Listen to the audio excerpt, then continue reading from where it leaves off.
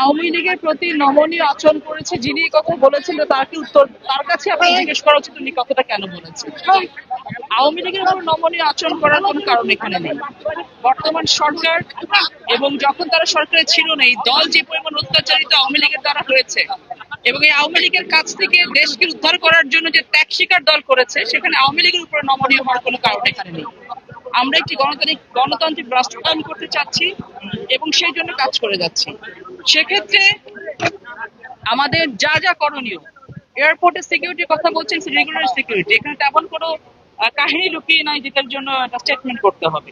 আর আমরা যারা এখানে কাজ করছি বর্তমানে, আপনি দেখেছেন যে গত পরশুদিন ইন্ডিয়া থেকে প্রেস কনফারেন্স করার চেষ্টা করা হচ্ছে একটি মাফিয়া সরকারকে, পতিত সরকারকে, এবং বর্তমান সরকার যে স্টেটমেন্টটা দিয়েছে ফরেন মিনিস্ট্রির মধ্য দিয়ে, বাংলাদেশের ইতিহাসে এত শক্ত অবস্থান অন্য কোনো দেশের সরকার এগেনস্টে যারা অন্যায় করছে দেশের সাথে এবং বহু বছর ধরে অন্যায় করে এসছে, এরকম কোনো স্টেটমেন্ট দেওয়া হয়নি।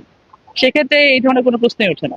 পদ্মার চরে বেশ কিছু ঘটনা ঘটে, পুরোটাই ঘটে হচ্ছে আপনার ওই চরকে কেন্দ্র করে। তো সেখানে আইন শৃঙ্খলা রক্ষাকারী বাহিনীর সাথে সবসময় আমরা একটা ইন্টারাকশনে থাকি, তাদের সাথে কোঅর্ডিনেশনে থাকি।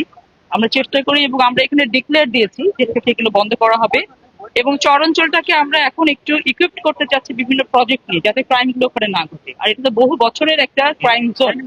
তো সেই জায়গাটা থেকে আমরা চাচ্ছি যে উত্তরণ ঘটাতে, এবং আইন শৃঙ্খলা রক্ষাকারী চেষ্টা করছে, এখনো নির্মূল করা সম্ভব হয়নি, হবে ইনশাআল্লাহ। এই কথাটা থেকে আমাকে যখন ক্ষমতা স্বাধীন হওয়ার পরে তিনি এরকম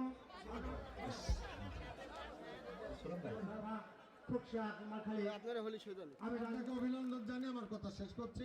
আল্লাহ হাফেজ।